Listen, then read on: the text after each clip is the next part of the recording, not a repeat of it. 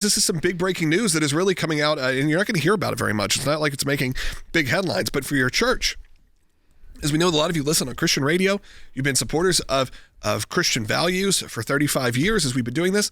This is a big moment that at least your church needs to be aware of, because they may not even know this happened. Cece, why don't you give us sort of a history? Sure. So yesterday there was a consent agreement entered between the IRS and two churches, and it involves the Johnson Amendment. And if you're not familiar with the Johnson Amendment, that was an amendment in 1954, which basically restricts churches from participating or intervening in campaigns for public office as a condition for their nonprofit status.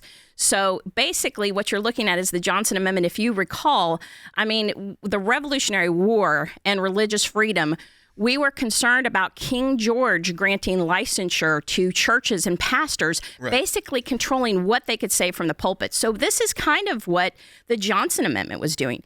It was controlling what pastors could say from the pulpit, especially as related to campaigns. And so this consent agreement, the IRS has consented and saying, we don't think that the Johnson Amendment reaches to churches because it does violate their First Amendment free speech right, their exercise of religion, due process, equal protection, and the Religious Freedom Restoration Act. It violates all of that. So here we have the IRS under this Trump administration acknowledging they are not going to enforce the Johnson Amendment against churches, which tells churches you can now say what you want and engage, even going far as endorsing a political candidate in a campaign. And Cece, this is obviously something we've followed for a long time. The Johnson Amendment we've had issues with. It even ties into with how we push back against the IRS in the Tea Party cases. The fact that the IRS was heavy-handed in denying the applications of Tea Party groups, trying to effectively weaponize the IRS against conservative thought and speech at the time. But now is a moment because while it's in a dissent decree and that only affects those two churches in that lawsuit. However, the language of the IRS in it is a wonderful step forward and basically saying we are not going to be doing this going forward. Here's the crux of it, though, that we have to look forward to is how we can continue to fight this, because we have a friendly IRS that's not going to put up a big defense if you have to go after something like the Johnson Amendment.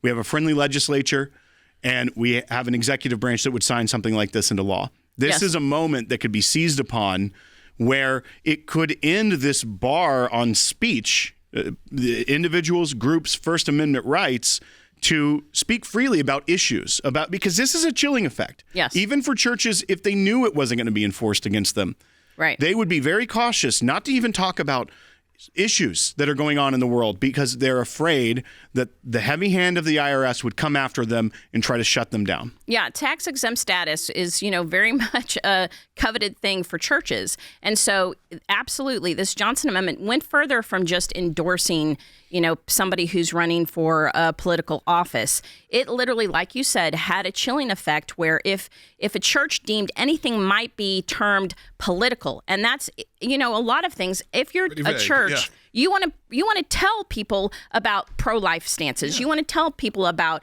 what you think the Bible says is moral and immoral. The worldview and political view sometimes can be very much intermingled, but also that becomes an issue. And I'm sure there are a lot of churches who would like to speak more who are just afraid. Absolutely.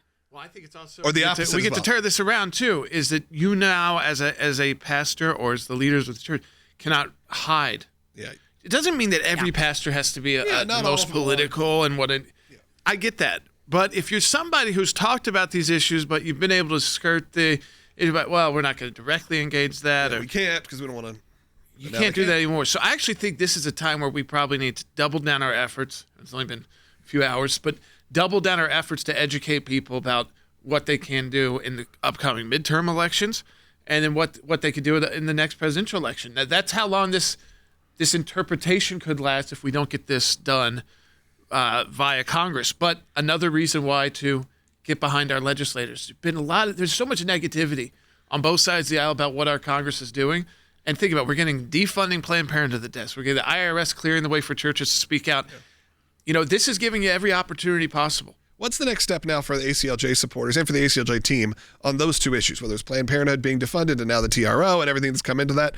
And then also on this, to make sure this, is this permanent? Is this locked in? What's the next step, and how can our people engage? Yeah, I think the permanent plan would be to repeal the Johnson Amendment, which President Trump has stated several times that he would like to do.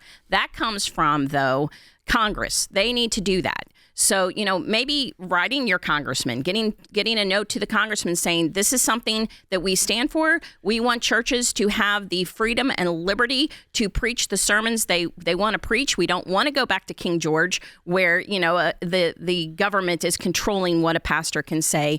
And just really push that let's now go for repealing the Johnson Amendment in its entirety. And that would be great. And that's something that people can do all the time, is write your congressman. Yeah, absolutely. And as a member of the ACLJ team, as support of the ACLJ team, we're going to figure out ways for you to easily engage in both of these big issues. Because a lot of you have questions related to this. I understand that.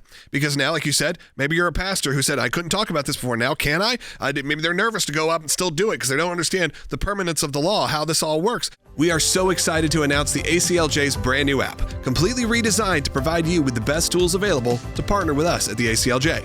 You can watch the daily Secular program, sign the petitions, customize your ACLJ membership experience, donate with the click of a button, and receive up-to-the-minute critical updates that the mainstream media can't censor. Just scan the QR code on your screen or go to your phone's app store, search ACLJ, and click install. It's that simple.